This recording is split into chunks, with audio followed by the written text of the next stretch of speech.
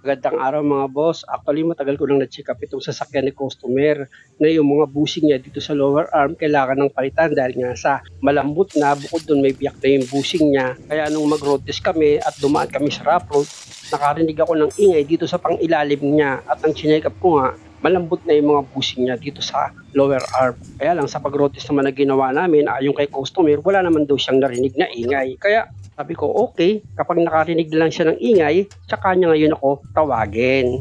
Di ba sabi mo noon? Yan. Tumutunog. Ilang araw lang eh. Pinakinggan ko eh. Meron na nga. Meron nga. Meron na, no? Pero nung bago mo sabihin, wala akong naririnig. Narinig na ako, nung nag-road test tayo, narinig ko na eh. Kaya lang, siguro mahina pa, kaya hindi pa narinig. Nung pinakinggan ko talaga, Sabi ko, may tumutunod niya ko yan. Hindi, wala eh. O di ikaw. Pero okay na rin, at least matagal, narinig mo rin yun.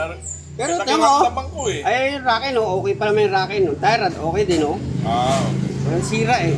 Tandaan nyo mga boss, pag nag-check up kayo ng mga pangilalim nyo, dapat yung rack end o kaya yung tie rod, meron siyang kalog.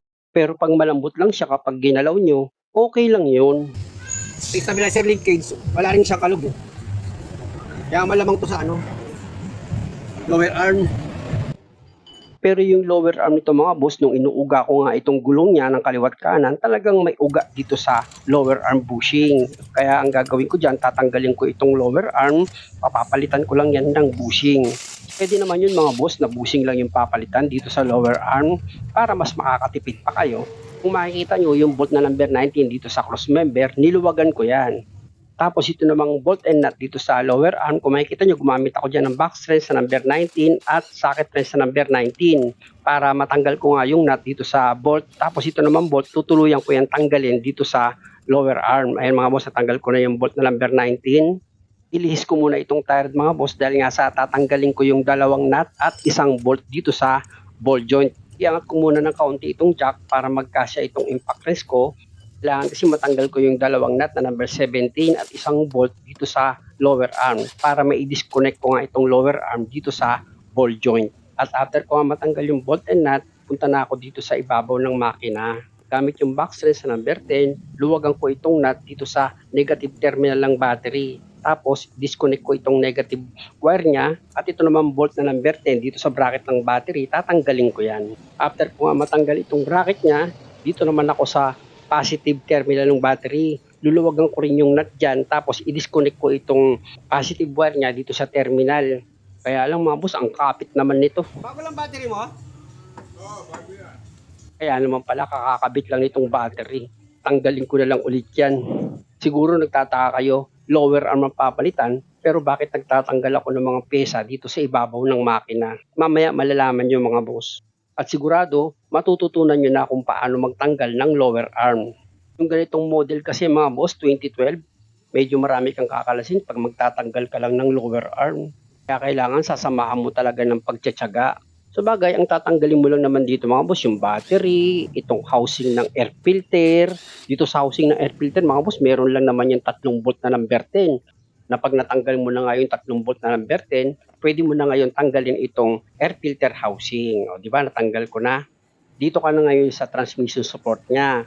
Meron ka dyang bolt and nut na luluwagan dito sa pinaka-center bolt ng transmission support mo. Ayan mga boss, kung makikita nyo yung niluluwagan ko na nut na number 14. Ayan. Kailangan kasi mga boss, matanggal nyo itong transmission support. Ayan, tinanggal ko ng tuluyan itong nut na number 14. Tapos ito namang bolt niya, i-angat nyo ng kaunti yung transmission para itong bolt, nakita nyo, di ba? Maluwag nyo siyang matanggal. Siyempre, pag inangat nyo yung transmission, gagamit kayo ng jack. Balik ulit ako dito sa ilalim mga boss, dito sa lower arm niya.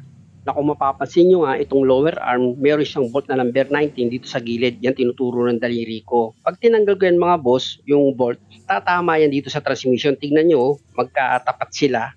Mahaba yung bolt na yan mga boss, kaya babangga siya dito sa oil pan ng transmission. Hindi ko matatanggal itong bolt. Siyempre, pati itong lower arm, hindi ko rin siya matatanggal. Kaya kailangan talaga may angat ko itong transmission para lumusot itong bolt ng lower arm.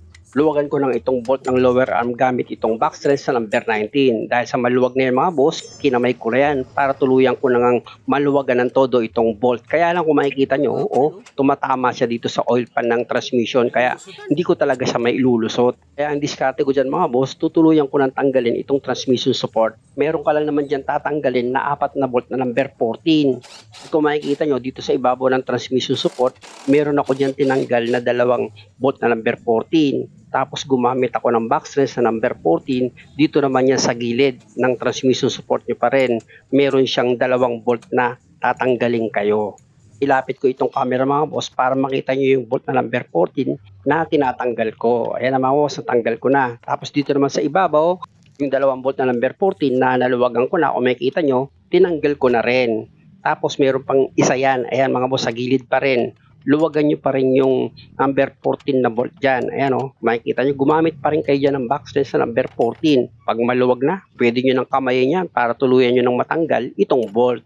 At dahil sa okay na, pwede mo na ngayon iangat itong transmission support. Tapos, babalik ulit ako dito sa ilalim ng sasakyan ni customer. Judge ko ngayon itong transmission para umangat siya. Kung mapapansin nyo, inilipat ko ng pwesto yung jack. Kasi dito sa oil pan kanina nakalagay mas maganda dito mismo sa transmission. Mas matigas yun kasi pag sa oil pan mga boss, lata lang yan Kahit pa sabihin natin nilagyan ko ng kahoy yan, may possible mayupi itong oil pan niya. Kaya para sigurado, dito na tayo magjajack sa matigas. Ayan mga boss, kung mapapansin nyo, dahan-dahan lang umaangat itong transmission. At may ilulusot ko na rin itong bolt ng lower arm niya. Kahit nadapis lang mga boss at lulusot na itong bolt, pwede na yan. Tiyagain nyo nang tanggalin itong bolt niya. Ayan kung makikita nyo, nakaipit lang yan dito sa lower arm kaya di ko matanggal diba? Natanggal ko na. Pwede ko na ngayon tanggalin itong lower arm dahil nga sa natanggal ko na yung bolt. Pero kung maiba kayong diskarte na mas madali dito sa pagtanggal na ginagawa ko, di mas maganda. Pagtanggal naman itong lower arm mga boss, gumamit ka lang dyan ng flat screw. Ayan sikwatin mo itong kabilang dulo ng lower arm mo. Parang bumitaw siya dito sa kinakapitan niya. Ayan mga boss, natanggal na. Dito naman tayo sa kabilang side. Medyo hilahilahin mo lang yan. Basta i-balance mo lang yung paghila mo dapat para hindi ka mahirapan. Ayan ganyan lang Medyo sasamahan nyo lagi ng kaunting tiyaga pag nagdi-DIY kayo. Pero lagi nyo tatandaan, makukuha nyo yan. Diba natanggal na siya. Yung busing na yan mga boss na nakalagay nga dito sa lower arm, malambot na yan at meron na siyang hiwa-hiwa. Kaya nag-suggest na ako kay customer na palitan na lang. Kaya lang nung napahawak ako dito sa stabilizer linkage niya, biglang may lumagutok. Kaya kung makikita nyo, tinanggal ko yung nut niya na number 17 para nga ma-check ko siya ulit. Yun lang. Wala. Ayan mga boss, kung makikita nyo, minamanual check up ko maigi itong stabilizer linkage niya. Kasi nga nung hinubakan ko kanina yan, tapos nauga ko siya, meron siyang lagutok Wala nawala. Pakiramdam mo lang. Ayaw ko pa naman sa lahat yung may naiiwan na sira. Mamalit mata ka lang. Mamalit mata lang ako. Punta na ako dito sa lower arm na kinalas ko para mapadala na ito sa machine shop at maikabit na itong 2 bagong bushing. Paano mo muna to? Pakabit mo muna. G-shot. Pag nagpakabit kayo ng bagong bushing para nga dito sa lower arm nyo, pwedeng sa machine shop kayo pumunta o kaya naman dun sa merong machine na meron nga silang press in tsaka press out. Pwede na yun. Pero bago ang lahat mga boss, i-shoutout ko muna si Pons Angelo ng San Carlos City. Ganon din kay Yesu Ben Shahal ng Israel. Kasama din sila Teo M, Andy Castro, Terry Aguas at Joselito Honrado. Sa inyo mga boss, maraming salamat sa pagsuporta. Basta lagi nyo lang tatandaan na ang dalangin ko sa Diyos, pare-parehas niya tayong maingatan kahit na tayo hindi naman talaga karapat-dapat. Wala naman kasi makakatayo sa atin sa harapan ng Diyos na tayo'y malinis. Dito nga pala sa ginagawa kong video mga boss, na halimbawa natanggal nyo na yung transmission support tapos i-ginak nyo na yung transmission na inaangat nyo na nga siya kaya lang parang may pumipigil.